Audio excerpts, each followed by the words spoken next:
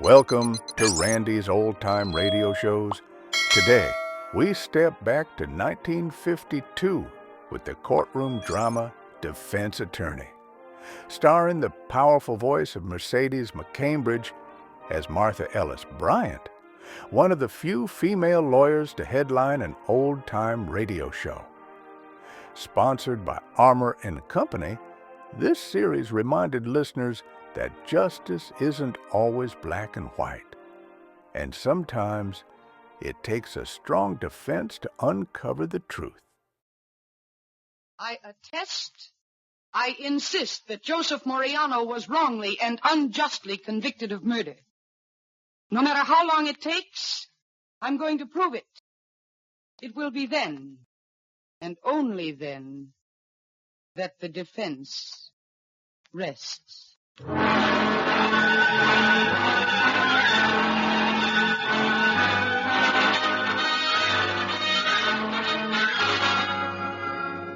National Broadcasting Company is proud to present Miss Mercedes McCambridge in The Defense Rests, the first in a new and exciting series of cases from the files of an outstanding woman attorney, Martha Ellis Bryant.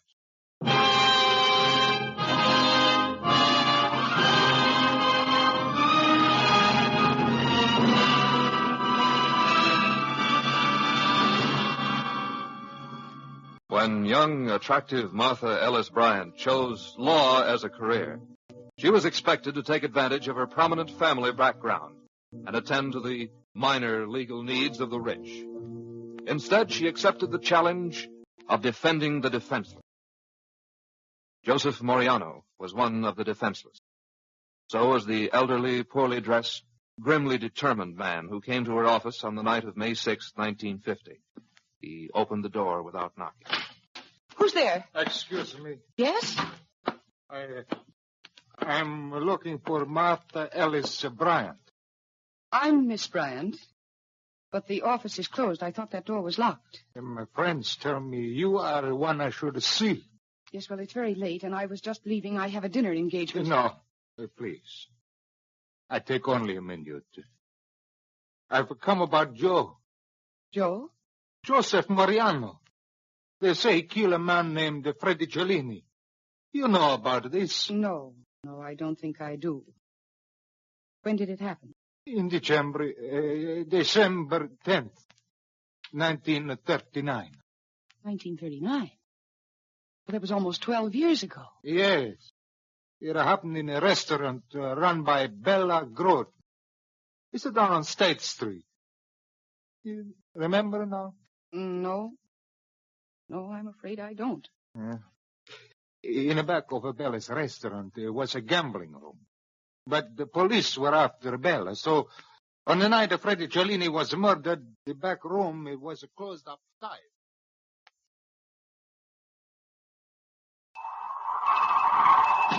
Hi, fella. I come in and get warm. Yeah, Freddie. Yeah. No, honest. That wind out there really cuts you up. Boys, coldest December 10th on record, you know that? Yeah. Ready to close up. It's late. Yeah, sure. No customers tonight? Not the kind of customers you mean. Oh, sure. Yeah, I know. Gotta be careful, fella. Yeah. Come on out to the kitchen, Freddie. I'll give you something to warm you up. Okay. All right. What makes you so nervous? Nervous? I'm not nervous. What's that? Someone? Who is it? Who? There's a man coming in the restaurant. Who? Look, fella. Some of the boys have been saying I went to the cops about places like Shut up. this. He's coming back here. Yeah, but it ain't true. But they're after me, see? He's got his face covered up. He's got a gun. It's a stick-up. No. Guns for me. I was warned about it. Look, tell him, fella. Tell him I didn't do it.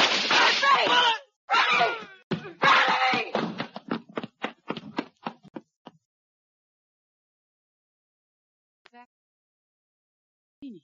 Yes, Brian. Nobody really know why he was killed. Nobody much cared. He was not a good man. But then one day police come for Joe Morelano and they say he killed Freddie. Joe is not at home, only his wife and the two bambinos. The police look for Joe, but they don't find him. And then Joe, he's here. The police look for him. He goes to a police station to say he did not do it. Yes, and then what happened? Joe's sent to prison for the rest of his life. He's there 12 years now. But he's not do it. I tell you, he's not do it. Do you have proof? I am Tony Mariano. Joe is my son. My son not kill Freddy Cellini. My boy is not a murderer. I know. Oh, that's your proof. You no believe me. Mr. Morelano, I'm very sorry. I know it's hard for a father to believe, but if he was convicted and sentenced for life, there must have been good reason. My boy, he don't do it. Someday, somehow he get out. I see to that. I live for nothing else. Why did you wait for 12 years before taking any action? My friends, they tell me it take big money to find a man who really killed Freddy Cellini. Now I got the big money. $5,000. $5,000? That is a lot of money. Not if it buy freedom for my boy. Suppose it doesn't. Then somehow I get more. Someday, somehow Joe is a get out.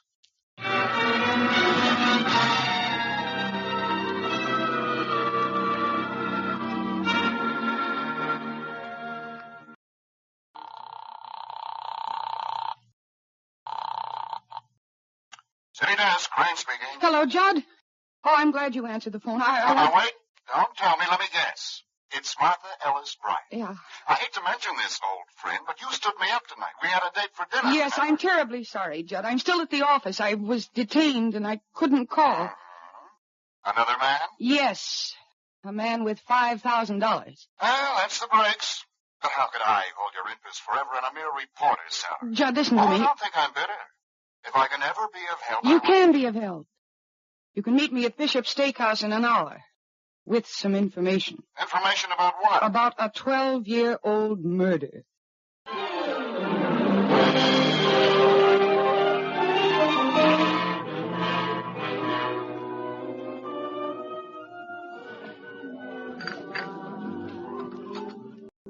Anyway, after this Freddy Cellini was killed, the police moved in fast. This all had something to do with an official war on small rackets. I guess the cops were afraid his death would cause an outbreak of gang killing. They got a tip on this Morelano. Where did it come from? Well, it was never brought out. At least there's nothing on it in the files of the dispatch. They just got the tip on him, and at first they couldn't find him. Later he surrendered. That's right. Voluntarily. Yeah, protesting his innocence every inch of the way. How did you know? I'll tell you in a minute. The point I'm trying to make, Judd, is this. If a man is innocent, he surrenders to clear himself. Otherwise, he lets the cops find him. Maybe. But Morelano was brought to trial. But on what basis? I think I'll have some coffee now. Okay. Eddie, some hot coffee for Miss Bryant. Well, the basis was confused testimony about what he was doing on the night of the murder. He told one story, the wife another. Then, till he had a record, he was on probation. Oh? It was enough to get him life in the state penitentiary. Life? On such flimsy evidence? No. Bella Groton cinched the conviction. She identified him as the killer. She'd have identified anybody as the killer to save her own skin. She was tied up with every petty racket in town. Didn't the court question her testimony? No, Bella was nobody's fool. The minute the police put the heat on, she slapped a padlock on her back room and became respectable citizen number one. Yes, but even so... Yeah, but it all boils down to this, Marty. The state wanted to make an example of Morelano. Like I told you. They didn't want a repeat of the bloody gang wars of 1932. I still think the sentence was a little... coffee, Miss Bryant. It's nice and hot. Thanks, Eddie. You like a little music, too? Sure. So how about a nickel? Okay. Here. Judd, it was Joe Morelano's father who came to my office tonight. A guy with $5,000. He said he had $5,000. He wanted me to use it to get Joe out of the penitentiary. He says the kid didn't do it, that he was framed. Come now, you don't No, think he was so sincere, so on the level. Why did the old man wait 12 years? It took him that long to get the money. Where'd he get it? The money? Well, he didn't say. Oh. You'd make a fine reporter. There might be a good story here. Do you have old Morelano's address? Yes, he gave it to me. He wrote it out on a slip of paper, and I put it in my purse. It's right here, son. Here it is. Oh, this can't be it. This just says Tony, box 32. Box 32? Oh, baby, did you get taken? Taken? Sure. So sincere. So on the level. If anyone was framed, it was you. Almost. What are you talking about? Just this. The old man's probably a front for young Morelano's mom. They've obviously decided the kid's cooled his heels long enough, so they've cooked up some phony idea to spring him. I still don't see what Marty, Box 32 is the post office address of a little village out on the flats near the river. You know the place. Made up of packing crates, burlap, and busted hopes. Oh. Pauper's Paradise. Mm-hmm. Now, how would a guy who lives in Pauper's Paradise get $5,000? Come on, Judd. Let's find out.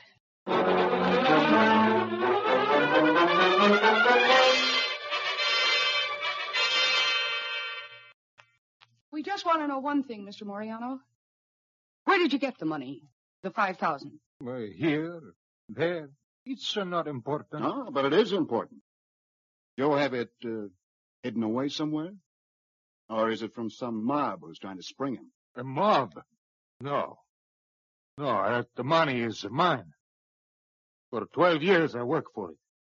Day, night. Finally, I even sell my home. Why do you think I live here in this place, And now Joe has no home when he get out. But he get out somehow. Somehow. I get him out if it take the rest of my life. Life? That can be a long, long time. Yes. That's what my boy think when he get a sentence for killing he don't do. Life can be a long, long time.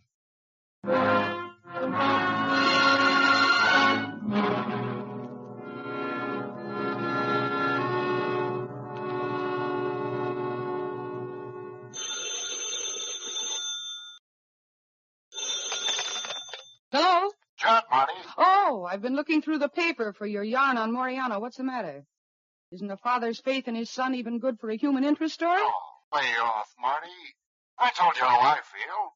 I don't believe a word the old man said. I still think he's a tool for young Morelano's mob. The setup just isn't on the level. And I'm not going to write a sob story just to glorify a killer. Oh. Have you got proof that he is a killer? They didn't give him life for shooting pool. Besides, he had a record. He was on probation. Sure, I just read the transcript of the trial. He was public enemy number 1. He robbed a grocery store. He got $2 and a record. Look, Marty, can you prove he isn't a killer? I don't know, but I'm going to try.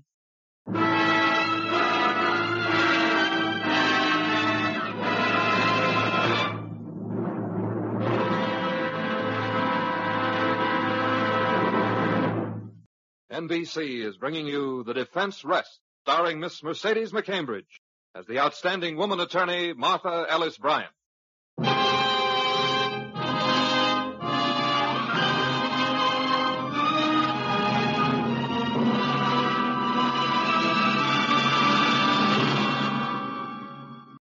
An old man's dogged faith in the innocence of his son is a poor substitute for concrete facts.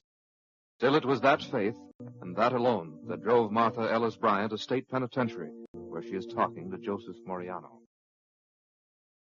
You say you're not guilty, Joe. But I read the transcript of your trial. You couldn't prove your innocence then. No, ma'am. My lawyer wasn't much good. He didn't even let me understand. He was afraid. I don't know why. But Judge Clinton knew I wasn't guilty. He said so. The judge who gave you life? Yeah, in his chambers after the trial. Oh. He said it after the trial. You can check on that, Miss Bryant. He'll tell you that it's so. I'm afraid not, Joe. Judge Clinton died several years ago. Are there any other facts that didn't come out in the trial? They took me from one police station to another every few hours. Taking me around the horn, they call it, so my lawyer couldn't get me out. Anything else? No. Only Bella Groton. What about her? Well, first 2 times she saw me, she said I wasn't the man. Then all of a sudden she said I was. Uh-huh. Joe, what about your wife? I'd like to talk to her. Do you ever see her? No, man. Rosie's dead, too. She died having a baby about 4 months after I got sent up.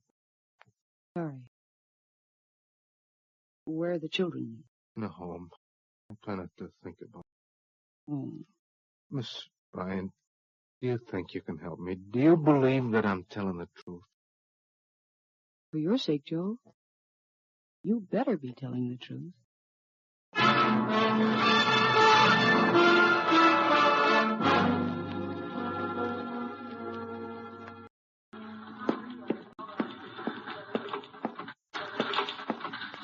Judd? Hmm? Oh, hi. Hi. I'm sorry to bother you here at the paper, but I want to talk to you for a minute. Oh, sure. Here, sit down. Well, isn't there somewhere more private? In a newspaper office? Ah. Is this about Morelano? Yeah. I haven't changed my mind, Marty. I still... No, Judd, listen. He's innocent. I'd swear to it. Yesterday, he passed a lie detector test. What kind of proof is that? I know it doesn't count legally, but it counts with me. Well, were you able to get any other evidence of his innocence? No, nothing. Not concrete evidence, that is. But the judge who sent him up told him that he wasn't guilty. Well, is that Morelano's word? Or did you check with the judge? I couldn't check with the judge. The judge is dead. How handy for Morelano. So it's just his word. Yes. And it was just his word that the examining officer tried to get him mixed up on his testimony prior to the trial. They hammered questions at him for hours. Then they forced him to say one thing when he meant another. And they dragged him from station to station so that his lawyer couldn't spring him. And then there was Bella Groton. On 2 tries, she couldn't identify Joe. But the 3rd time, she did. What do you mean? That was all, just his word. Didn't you examine the police records? No, that's why I came to see you. I was stopped today from examining those records. That mean anything to you? No, wait, Marty. This conviction was legitimate. It was upheld by the Supreme Court. I don't care if it was.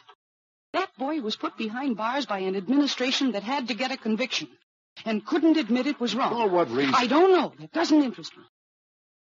But what does interest me is this. Joe Morelano is doing life for a crime he did not commit. He was a victim of the worst mess of political corruption I have ever seen. You don't have to write it out for me. No. I want you to write it out for me.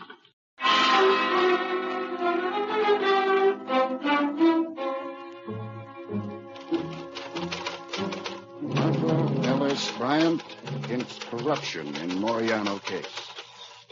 The state's attorney's office today endeavored to stop prominent attorney Martha Ellis Bryant from examining records behind the conviction of Joseph Morelano in 1939. Miss Bryant says that she was...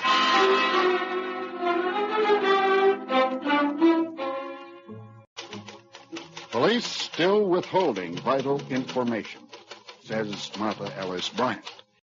Today, in another exclusive interview with this paper, the well-known woman lawyer who was attempting to reopen the Morelano case stated that...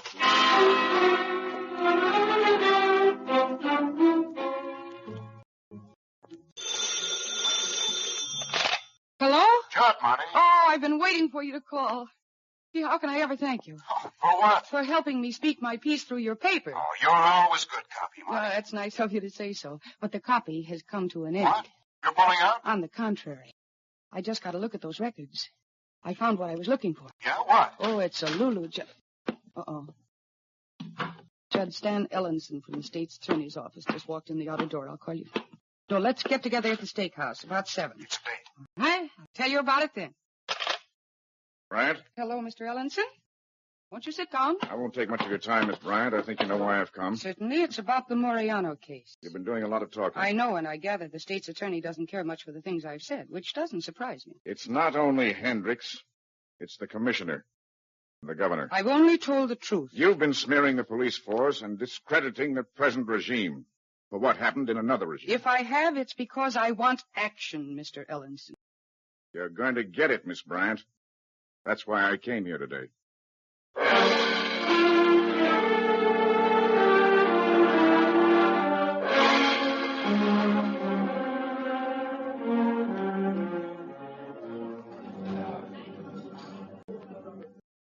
So that's it, Judd. The governor wants to settle this thing once and for all. He'll set up a special hearing of the pardon board next week, and if I can prove that Morelano is innocent, he'll get a pardon. And if not, I'm to drop the whole matter at once. Yeah. But will you? No. Morelano is innocent. I know it beyond any doubt. Your folks want to order? What? Oh, yeah, a hamburger, Eddie. Well done with everything. And coffee, black. Yeah, I'll have the same. No onions on the burger. Cancel the onions on mine, too. Sly Dixon, you. Well, That be all? Yeah, that's all. No music? no music. Okay, so no music. Now, just what evidence do you have that Morelano is innocent? Well, after I got at those records, I found the bailiff of the court where Joe was tried. Mm-hmm. And he gave me a signed affidavit that Judge Clinton had promised Morelano a new trial. Of course, that evidence is inconclusive. Judge Clinton is dead. Yeah. And the lie detector test is inadmissible. I know that was just for my own morale. But I do have the picture I lifted from the police record files. What picture? Judd, Bella Groton testified that she didn't see Morelano from the time of the murder until she identified him on the 31st. Well? Well, this picture shows a cop taking Morelano into a precinct station, and with them is Bella Groton. Bella Groton. When was the picture taken? On the 30th, obviously. That's when he surrendered. That's when they were taking him from station to Now, station. Marty, you can't say obviously it was taken then. You have to prove it. But it's right. It could easily have been taken after she identified him. Admit it. You have no evidence. You got no case. Then I've got to find Bella Groton. Where? After all the stuff that's been printed, she would have come out to defend herself. If she were around. She lied. She knew she lied. She's kept hidden so that she wouldn't have to admit it. Then what makes you think you can change her testimony? Sure, I'll meet that problem when I get to it. Well, how are you going to get to it? That's what I want to know. Where are you going to find Bella Groton? I got an idea. She used to run around with a fellow who ran a carnival. That's a good place to hide. Those people take care of their own. Yeah, those outfits float all over the country. This one floated, but it was a local affair. But you can't... I'll find it if I got to cover every carnival in the state. And, Judd, I'd like you to cover me. What? Talk to your city editor about it. See if he'll give this search a big build-up in the paper. Well, a build-up might drive her farther into hiding. But it might smoke her out. Anyhow, I got to risk it. I've only got a week.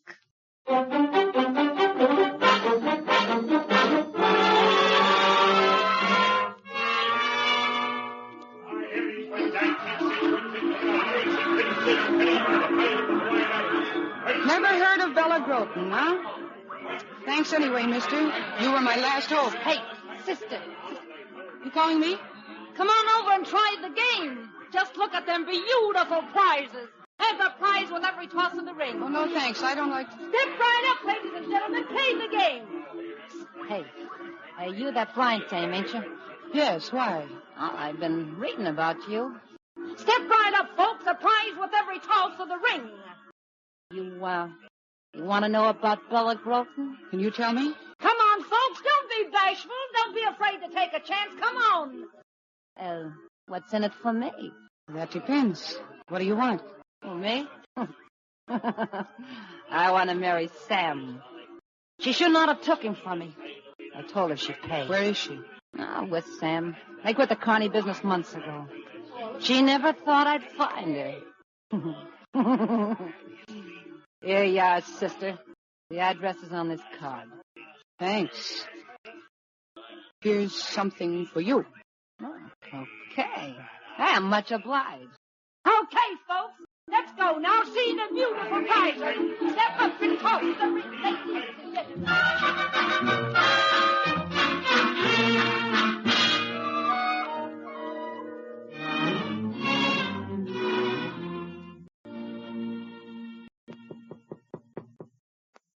Come in. Who are you, sister? My name is Martha Ellis Get Brown. out. You're wasting your I time. want to talk to Bella Groton. Get out. She ain't here. I only want to know if she could have been mistaken when she identified Joe Morelano. I said she It ain't won't do here. any good to hide her. I intend to find her, you know. Oh, that's a good story. Get out. Now, look. You caused me enough trouble. I don't see why it's Bella I want, and she's caused a little trouble herself. I want her to change her testimony about Joe Morelano. I want her to tell the truth. She'll never change her testimony. You get that? Never. Well, why not? Surely she... Okay, sister, okay. I'll tell you why not. Last week, Bella took poison. She's dead? Yeah, she's dead. Out in the graveyard. Now get out of here. All right. I'm going.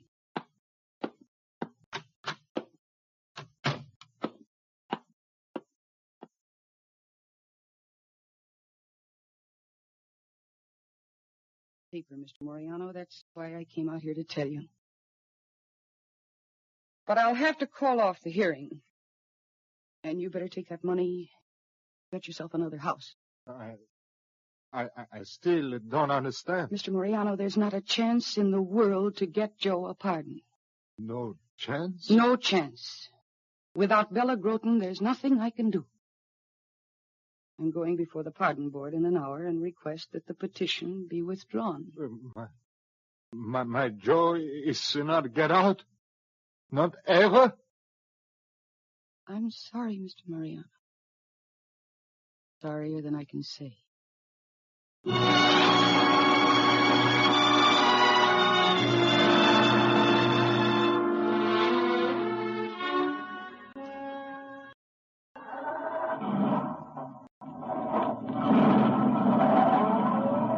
to now, Miss Bryant? What?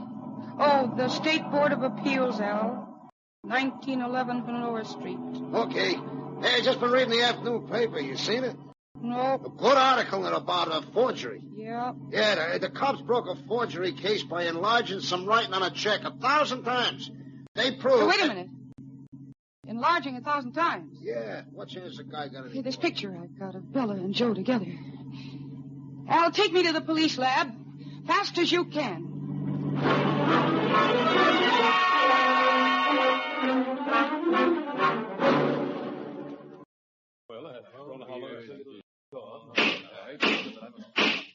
The special hearing of the Board of Pardons is now in session.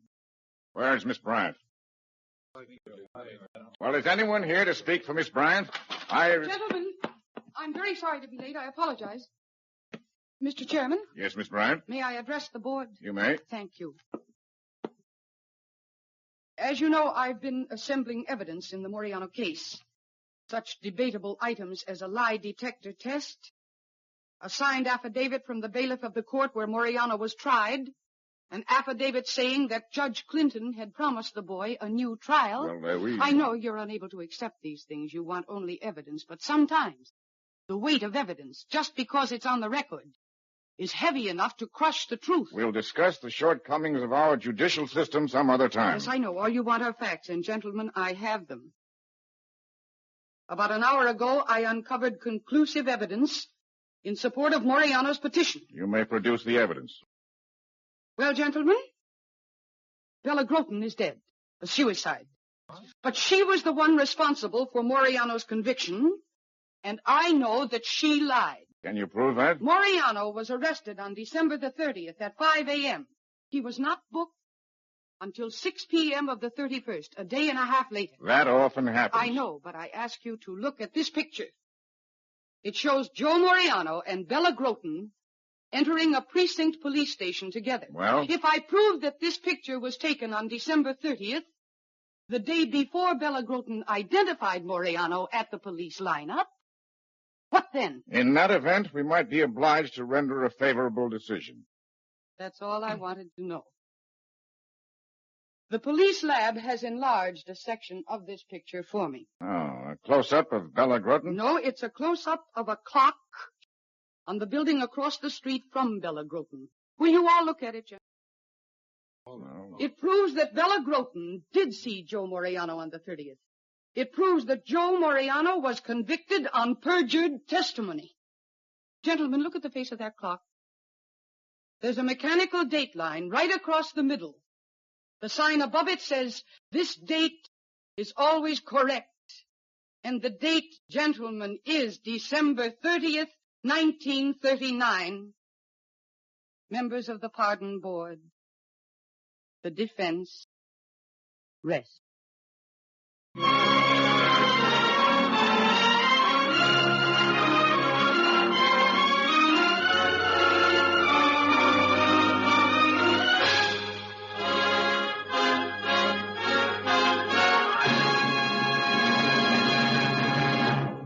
You have been listening to The Defense Rests, starring Miss Mercedes McCambridge, the first in a new and exciting series of cases from the files of an outstanding woman attorney, Martha Ellis Bryant.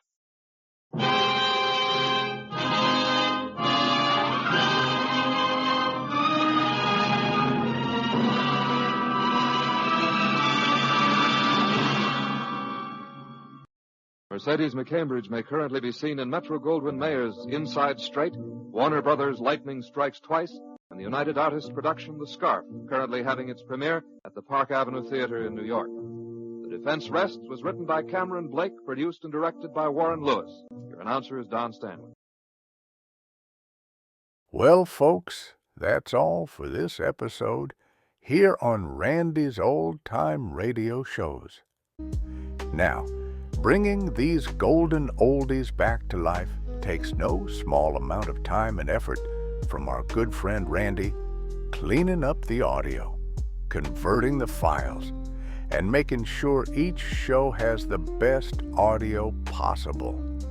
If you've enjoyed the program and you'd like to help keep these classics on the airwaves night after night, why not consider a small donation?